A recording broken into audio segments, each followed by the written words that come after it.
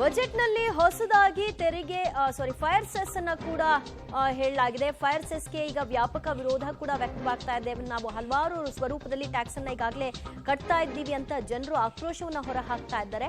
ಹೊಸದಾಗಿ ನಿರ್ಮಾಣ ಆಗುವಂತಹ ಬಹು ಅಂತಸ್ತಿನ ಕಟ್ಟಡಗಳಿಗೆ ಫೈರ್ ಸೆಸ್ ಅನ್ನ 1% ನಷ್ಟು ಆಗ್ತಾ ಇದ್ದಾರೆ. ಅಂದ್ರೆ ಈಗ ತೆರಿಗೆಯನ್ನ ಏನ್ ಕಟ್ತೀರಿ, ಸೊ ಅದ್ರ ಜೊತೆಗೆ ಈ ಫೈರ್ ಸೆಸ್ ಅನ್ನು ಕೂಡ 1% ಕಟ್ಟಬೇಕು ಅಂತ. ಯಾಕೆ ಹೊಸದಾಗಿ ಟ್ಯಾಕ್ಸ್ ಸಂಗ್ರಹಕ್ಕೆ ಬೇರೆ ಬೇರೆ ಆಯಾಮಗಳನ್ನ ಕಂಡುಕೊಳ್ತಾ ಇದ್ದೀರಿ?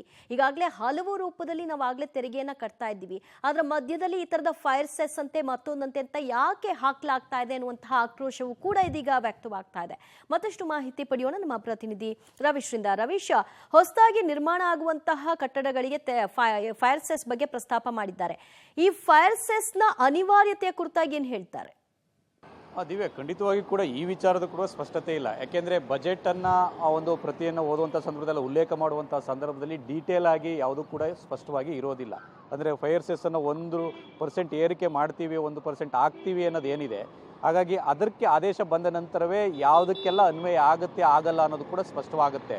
ಅಂದರೆ ಈಗಾಗಲೇ ಶುರುವಾಗಿರ್ತಕ್ಕಂಥ ಕಟ್ಟಡಗಳಿಗೆ ಅದು ಅನ್ವಯ ಆಗುತ್ತೋ, ಅದು ಕಮರ್ಷಿಯಲ್ಲೋ ಅಥವಾ ಪ್ರೈವೇಟ್ಗೋ ಎರಡಕ್ಕೂ ಕೂಡ ಅಪ್ಲೈ ಆಗುತ್ತೋ ಅನ್ನೋದ್ರ ಬಗ್ಗೆ ಕೂಡ ಸ್ಪಷ್ಟತೆ ಇಲ್ಲ. ಆದರೆ ಫೈರ್ ಸೆಸ್ ಬಗ್ಗೆ ಮಾತ್ರ ಉಲ್ಲೇಖ ಮಾಡಿದ್ದಾರೆ 1% ಅಂತ.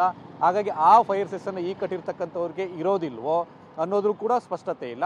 ಒಟ್ಟಾರೆಯಾಗಿ ಹೊಸದಾಗಿ ನಿರ್ಮಾಣ ಆಗಿರ್ತಕ್ಕಂಥ ನಿರ್ಮಾಣ ಆಗುವಂಥ ಕಟ್ಟಡಗಳಿಗೆ ಅಂತ ಇದೆ. ಹಾಗಾಗಿ ಅದು ಕೂಡ ಆದೇಶ ಬಂದ ಬಳಿಕ ಅಷ್ಟೇ ಸ್ಪಷ್ಟವಾಗುವಂಥ ಚಾನ್ಸಸ್ ಇದೆ. ಈಗಾಗಲೇ ಅದಕ್ಕೆ ವಿರೋಧ ಆಗ್ತಾ ಇದೆ. ಹಾಗಾಗಿ ಮುಂದಿನ ದಿನಗಳಲ್ಲಿ ರಾಜ್ಯ ಸರ್ಕಾರ ಯಾವ ರೀತಿ ಕ್ರಮ ತೆಗೆದುಕೊಳ್ಳುತ್ತೆ ಆ ವಿಚಾರದಲ್ಲಿ ಕೂಡ ಕಾದು ನೋಡಬೇಕಾಗಿದೆ. Divya. Okay, thank you Ravish ನಿಮ್ಮೆಲ್ಲ ಮಾಹಿತಿಗೆ.